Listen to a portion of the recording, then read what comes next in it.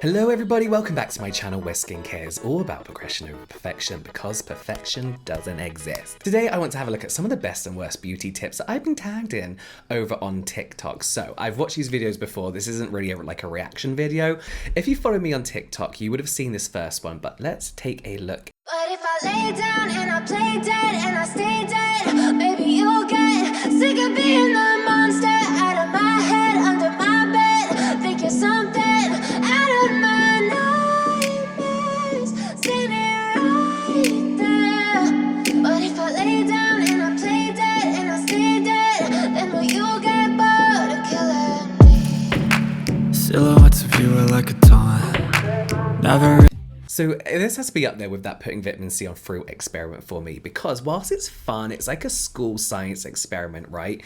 Putting products, sunscreen, moisturizers, foundation on oil blotting sheets doesn't really prove anything, and I'm not really sure what this experiment is trying to prove.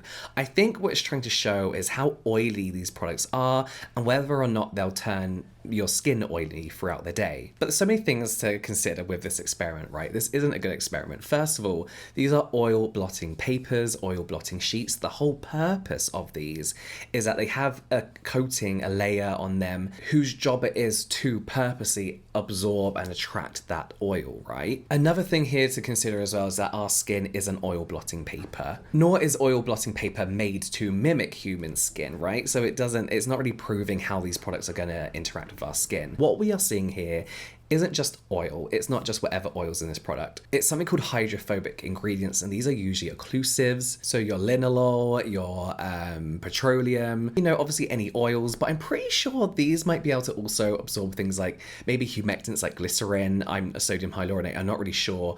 And these are all ingredients that are designed to work on our skin. These are ingredients that are designed to interact with our skin, not just be placed on a bit of paper and then kind of left there, I did my own version of this with a moisturizer that I know mattifies my oily skin. In fact, it doesn't make me oily throughout the day at all. We have a moisturizer and a sunscreen, but look how these oil blotting papers make these products look oily when they're not at all. So whilst it's interesting to look at and should just be taken as a fun little science experiment, there is no real outcome here.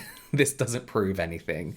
Okay, let's look at this one. What I don't understand is how she'll put a grip of this on and it doesn't leave her with any white cast. So I want to do it in real time, but I only have 60 seconds, so.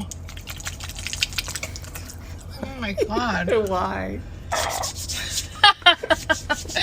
Oh my God, I look crazy. I think I'm gonna need more than 60 seconds, bruh. Holy shit.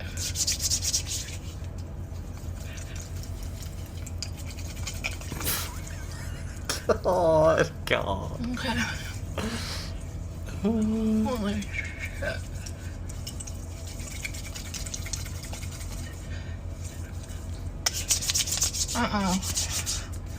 I think this is a scam. I think she just wants us walking around looking like fools.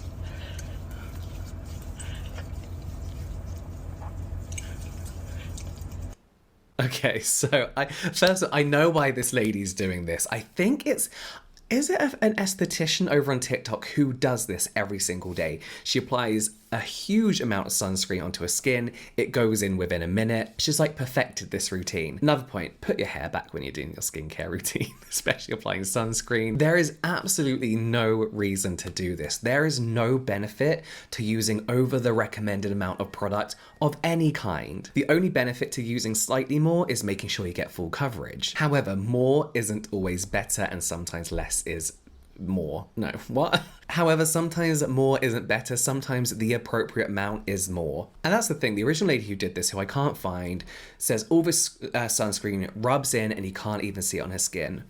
So what? It's not a good thing just because you managed to overuse a product and now it doesn't look like you have. The sunscreen that's touching your skin, is on your skin, is gonna work. The crap that you have layered over the top, it's just gonna melt off your skin. Okay, here's a version of something we get every single month.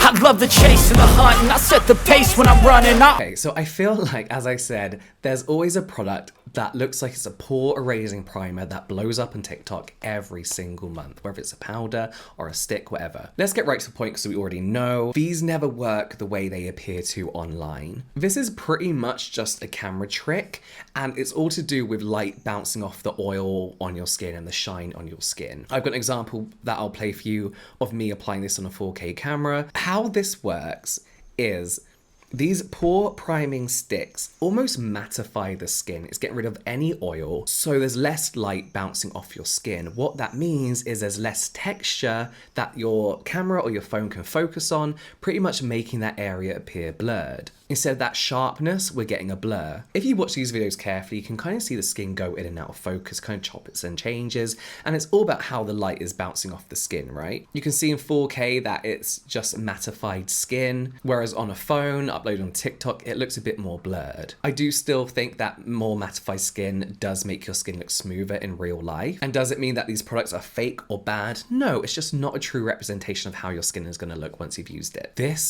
I am obsessed with this product. It's from Australia and I cannot get my hands on it. It's sold out, but watch this. The world's first dissolving makeup wipe. It's by the brand Conserving Beauty and they're launching in Mecca mid-May. I'm going to try it to see if it actually works. It's meant to instantly take off makeup, dirt, and sunscreen. And then I put this into a glass of water and it's meant to dissolve. They've got this trademarked fabric technology called Instamelt. Contains 0 microplastics and leaves 0 waste. Watch this. That's good. What? Squalane, jojoba oil, vitamin E oil. Now it's time for the best bit. This is incredible. This is...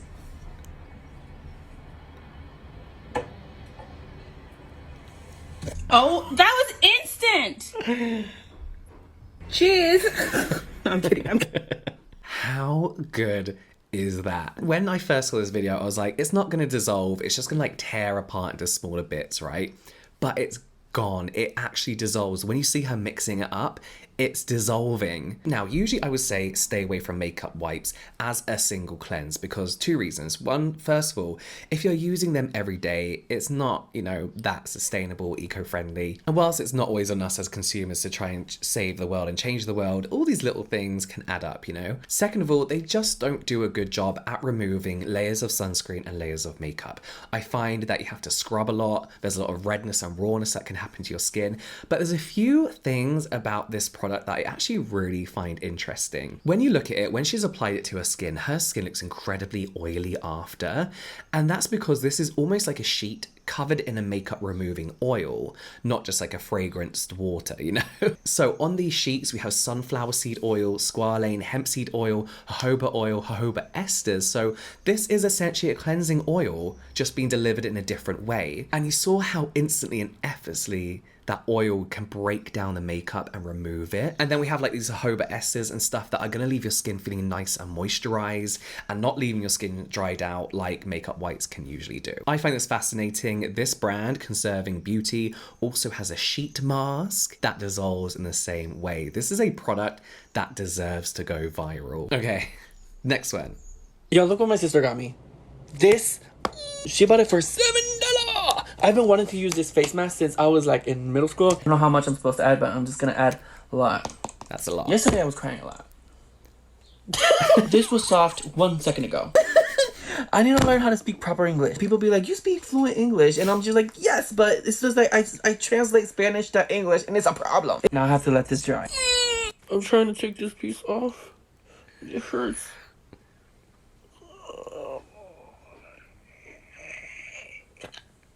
At this point, I better feel like the first day I was born. No, that would be cursed. Okay, first of all, I swear this used to cost like $3. I swear it used to be really cheap and then it kind of went viral. So this product, the Aztec Healing Clay, goes viral like once every 2 years. I'm pretty sure this is just bentonite clay, an incredibly simple ingredient that you can buy for much less. You could buy a huge pack of it on Amazon for much less. It's fine if you have very oily skin and if you kind of want to make your skin look like matte and smooth for a little bit. It can help your pores appear smaller because you're removing, you know, any excess sebum, all that kind of stuff. As for the hair, I believe the idea is that's supposed to help with things like a dry scalp, damaged hair, and it's supposed to moisturize and hydrate in some way.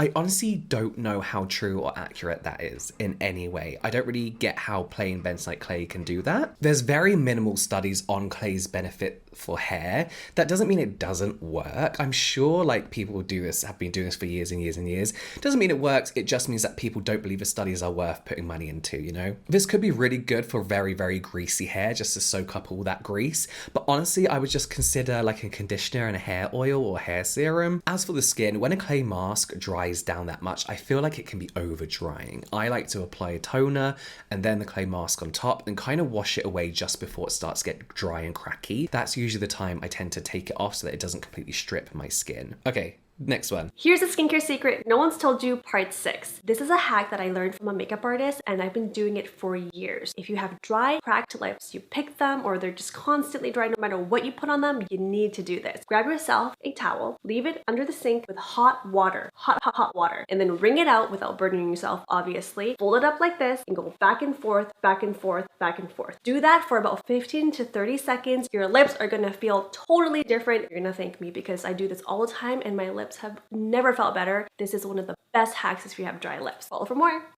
I love this lady's content. I feel like she's got some really interesting tips. A lot of them are kind of like passed down by like family and professionals and like, you know, all these kind of like little more professional hacks, less 5-minute crafts, you know. This works, and if you're gentle enough, this is actually a really good and effective way to remove that dead peeling skin without picking it, leading it to more damage and bleeding and even scars. You can get scars on your lips. I kind of do this but a little bit different. I feel like my way is even like a little bit more gentle, a little bit gross. So I do the same thing. I get a hot towel, put a little bit of pressure on that hot towel and leave it on my lips for about 30 seconds. Not too hot, not scalding, just warm enough that your skin can handle it. And then instantly put Vaseline over your skin or a thick layer of an occlusive lip product, like a thick layer. The next bit is kind of gross, but when you wake up, I go back into the bathroom, re-warm and wet that towel and then leave it on, then kind of wipe away. And what you're gonna have is all this like gooey skin that is all the dead skin. And you can wipe that away without tugging at your lips, without it, you know, being hard to get off. You can wipe away with no bleeding, and then you have the added benefit of waking up with really dewy, hydrated lips. Soft lips. We've got one more that I don't really know what to say about.